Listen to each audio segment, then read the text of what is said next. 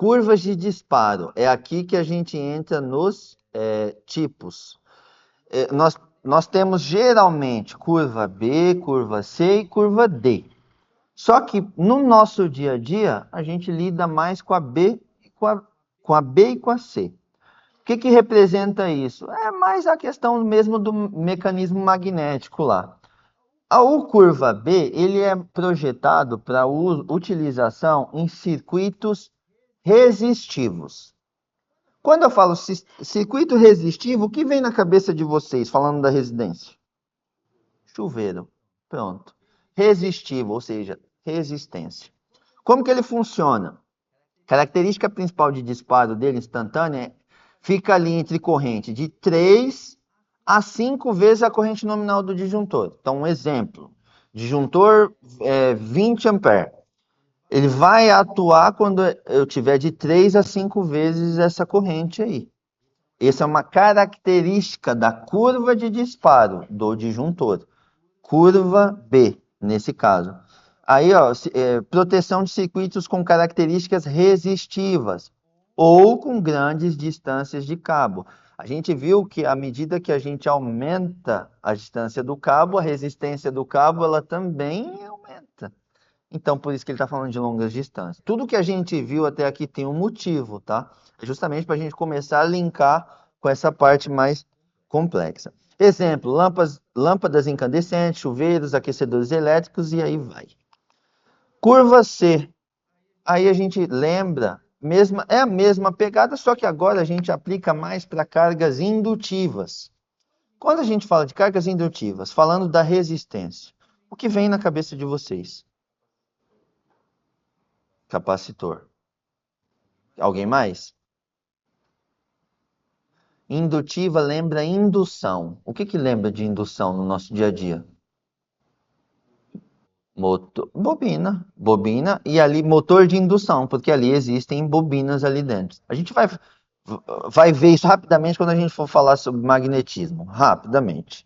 Mas só para vocês entenderem, indutiva você pode linkar ali com a parte de motores, em função de bobinas, em função justamente dessa parte, porque aí predominantemente a gente tem uma indução eletromagnética, diferente do comportamento da resistência.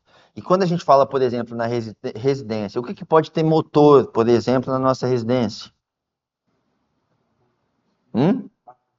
Máquina de lavar, ar-condicionado, motor do portão elétrico, que mais? Micro-ondas e assim vai. Beleza?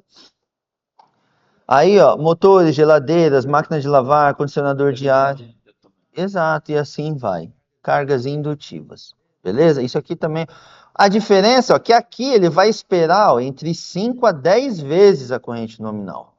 Por quê? Porque a carga indutiva, um motor, para tirar esse motor da inércia, é uma energia mecânica ali que eu estou convertendo. Eu preciso de mais trabalho para converter elétrica em mecânica do que, por exemplo, elétrica em luminosa, que é o caso da lâmpada. Então eu vou precisar de mais trabalho, porque eu vou precisar de um esforço maior. Logo, se eu preciso de um esforço maior, eu vou ter um reflexo na corrente elétrica.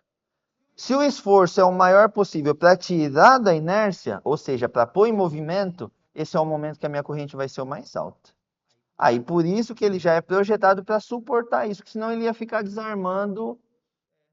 Exato, nas partidas da carga ele fica. Então ele já foi projetado para suportar essa elevação, claro, por um curto período de tempo, e depois normalizar. Então pode acontecer, às vezes você dimensionou um disjuntor ali que deveria ser curva C e você pôs um curva B. Então, ó, o curva B já vai ter elevou, pode ser que ele desarme quando ele não deveria. Que não é um problema do circuito, e sim, nem do componente, e sim do dimensionamento. E aqui, aí, como eu falei para vocês, além disso, a gente tem o curva D, que aí é mais para cargas industriais. Grandes transformadores e grandes motores aí. Que nesse ponto aqui do estudo não vale a pena trazer, mas para que vocês saibam que existe. Curva. Quais são as curvas que existem? Isso aí mesmo. Não existe curva A, tá? Aí, seguindo a linha, DPS, dispositivo de proteção contra surto. E aí, nesse caso, descargas atmosféricas. E aí, ó, ele tem essa cara aqui,